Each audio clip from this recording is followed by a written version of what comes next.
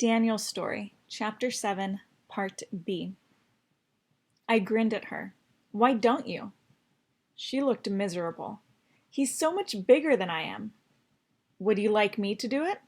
I was quite tall by then, around 5'11", and I would have been strong if I hadn't been so thin. Ah, she said with a wink, a knight in shining armor. The role suits you, Daniel. You were born at the wrong time. We were all born at the wrong time, I answered bitterly. Well, she said slowly, not willing to argue with me about that. Perhaps we can help those kids without actually having to fight the father. How? I asked. She thought for a minute.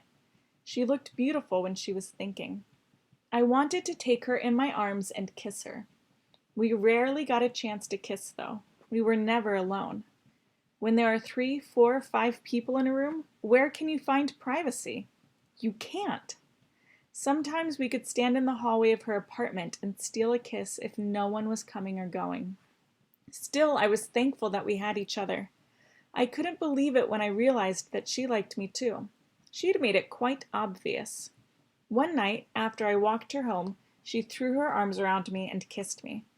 I didn't kiss her back because I was so shocked. She teased me about that for weeks. Still, I tried to make up for it. Why don't we take his rations one night while he is out at work? She suggested. The children also work at night, so he won't be able to accuse them. All right, I said. Let's try it. 2 nights later, instead of sitting in the courtyard and talking, Rosa and I made our way to his apartment. We were met there by a friend of Rosa's, a locksmith. He had us inside within a minute. The rations were whose, but we figured the bread had to be his, as the children carried theirs with them. So we took the bread and left a note. Every time you take food from your children, we will find a way to take yours. We signed it, the Avengers. The next night, Rosa and I met again. Well, I asked her. Oh, the yelling and the screaming was terrible, she reported. But since he left with the children and returned with them, he knew it couldn't be them. He threatened to go to the police to report the break-in, but the children reminded him that they would have to report his thefts then. He accused them of organizing it, but they insisted they knew nothing about it. A week later, Rosa reported that there were no longer fights in the apartment across the way. We had accomplished something. I made sure that Rosa always had a portion of my extra bread. She worked in a sewing factory that was blazing hot in the summer and freezing cold in the winter, and had a terrible kitchen staff, so she ate even less well than we did.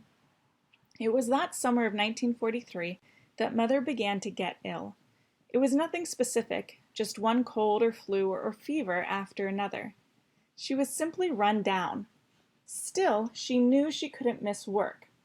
It was her work at the bakery that kept the rest of us alive, because of the extra bread. So no matter how ill she was, she forced herself to go to work. She became thinner and paler and weaker and couldn't shake her infections. Then winter rolled in on us, and it got so cold that the walls had ice on them. We couldn't get enough heat. We had nothing to burn.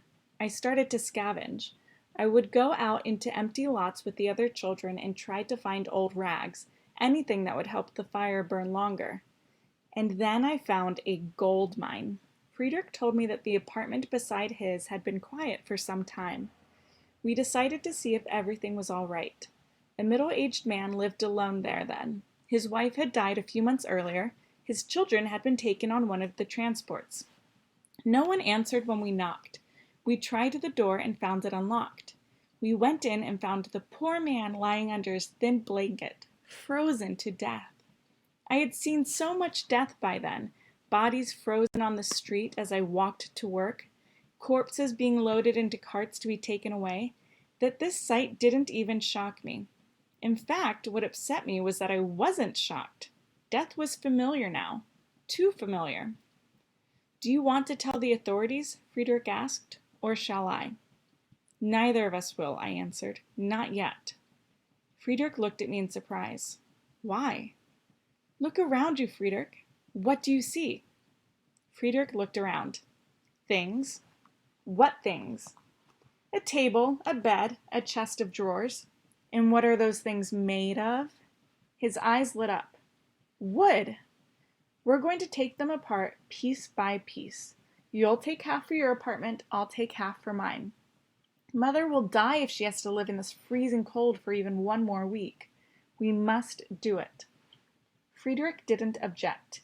He knew that the man was dead, that everyone the man loved was dead. The materials would only go to the authorities, who would hand them out to the police and those who ruled over us in the ghetto. Still, if we were caught, we'd be jailed, possibly even hanged. I fetched some of Father's tools, and as quietly as we could, we transferred the materials. Rosa and Erica kept watch for us, because if anyone in the building found out about the apartment, it would have been stripped in minutes. Rosa and I managed to smuggle some wood back to her apartment as well. The furniture kept the ice off our walls and kept Mother's illness from turning into pneumonia.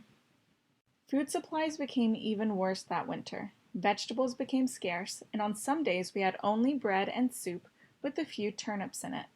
Erica was nothing but skin and bones. Still, she played her violin every evening, and that seemed to sustain her. She composed her own melodies, beautiful and happy songs that cheered us just listening to them. "Why should I write sad pieces?" she said. "We're sad enough already." In March of 1944, it was announced that all musical instruments had to be handed in. Father, once again valuing the soul and how to nurture it, refused to allow Erica to hand hers in. We reported it lost and then hid it in the cupboard along with the radio. She could no longer play though, and that was terrible for her. After that, I noticed a definite decline in her health. I knew that if rescue at the war's end didn't come soon, she and Mother would die, with or without the transports.